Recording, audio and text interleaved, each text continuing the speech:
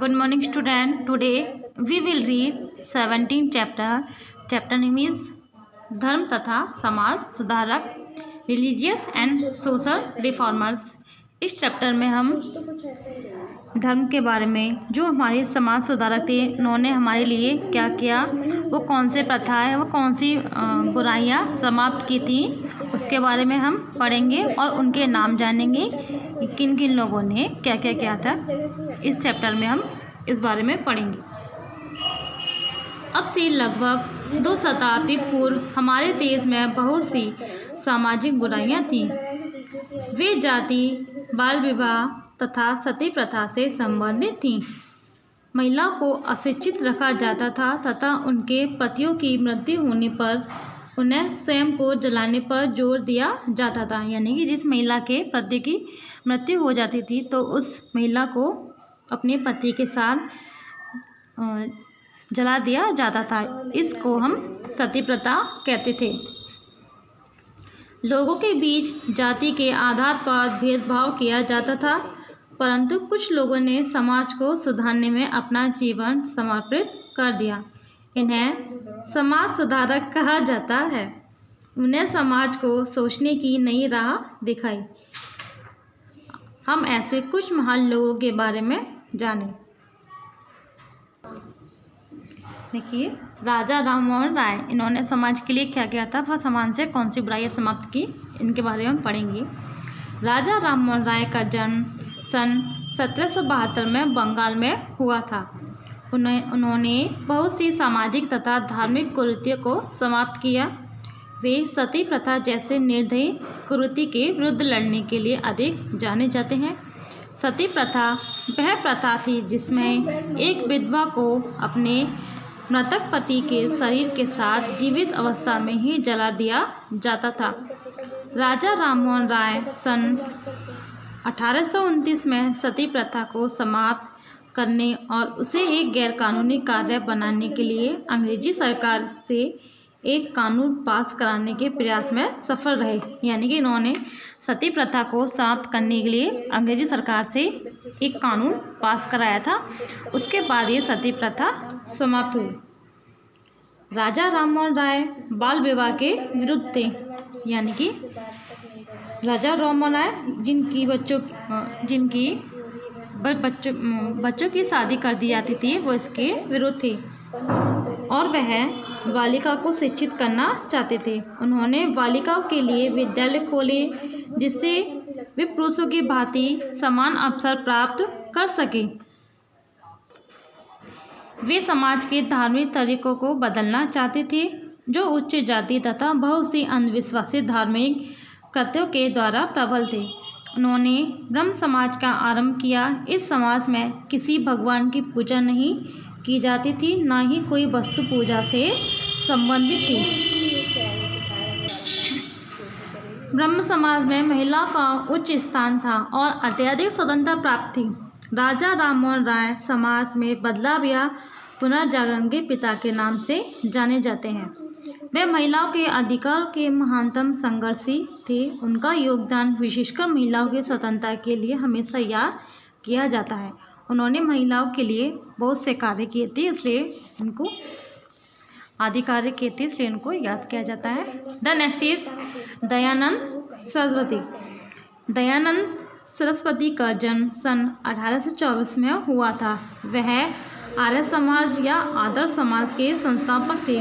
वह सन 1857 में आरंभ हुआ एक हिंदू सुधारक आंदोलन था जिससे वे लोगों की उच्च जाति और धार्मिक कृत्यों के प्रभाव से मुक्त करना चाहते थे।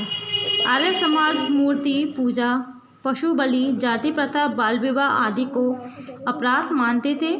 दयानंद सरस्वती मानते थे कि वेदों में ऐसे कुछ भी कार्य की स्वीकृति प्राप्त नहीं हुई है।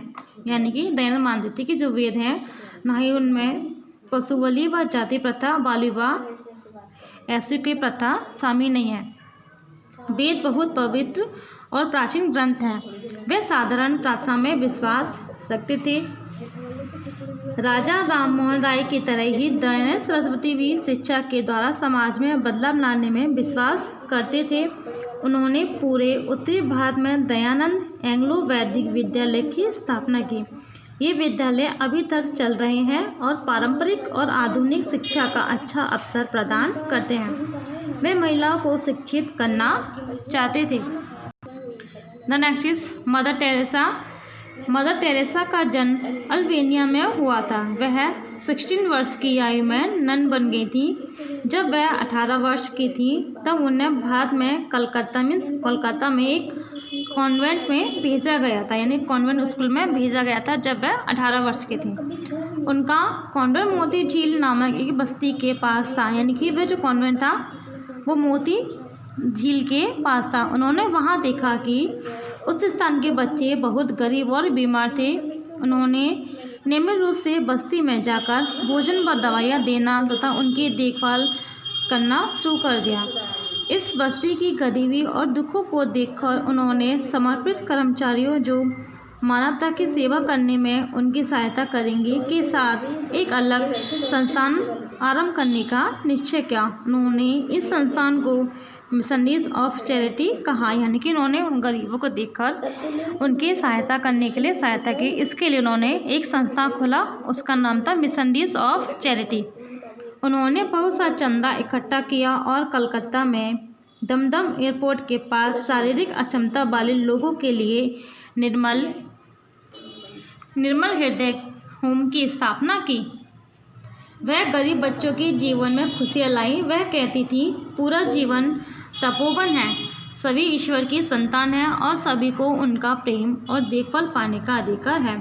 मदर टेरेसा ने 4 सिस्टर के साथ मिलकर कार्य करना प्रारंभ किया था और आज 2000 से अधिक सिस्टर अनाथालय, डिस्पेंसरियों और विद्यालय में ज़रूरतमंदों की देखभाल कर रही हैं। यानी कि पहले इन्होंने 4 सिस्टर के साथ मिलकर 4 महिलाओं के साथ मिलकर कार्य किया था, लेकिन आज उसमें 2000 से अधिक लोगों की सहायता कर रही हैं। मदर टेरेसा को सन 1979 में नोबेल शांति पुरस्कार से सम्मानित किया गया।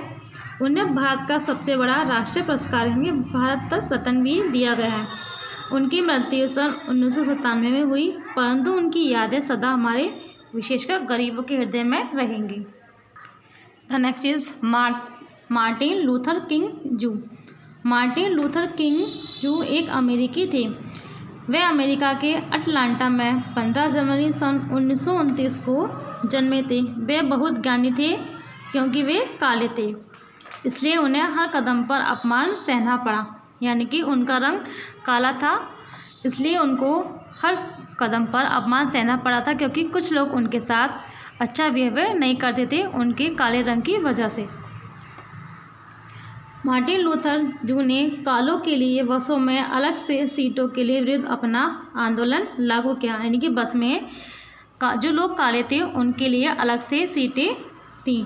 इसके लिए मार्टिन लूथर ने आंदोलन किया था। हजारों की संख्या में कालों ने उसमें भाग लिया और 1 वर्ष के लिए बसों में बैठने से इनकार कर दिया। अंत में सरकार ने इस भेदभाव को समाप्त कर दिया।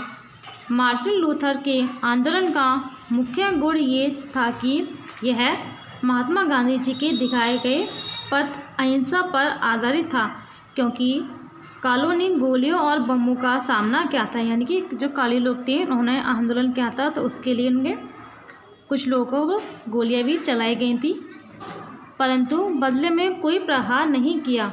लेकिन वे भी महात्मा गांधी की तरह सन 1968 में गोली से मारे गए थे। यानी कि जो मार्टिन लूथर है उनको गोली से मार दिया गया था।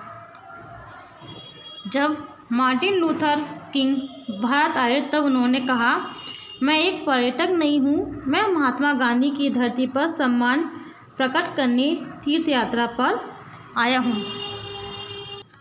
The next is sir Syed Ahmad Khan. Sir Syed Ahmad Khan का जन्म 1817 में हुआ। वे मुस्लिम समुदाय में शिक्षा के क्षेत्र में जाने माने सम्मानीय व्यक्ति थे।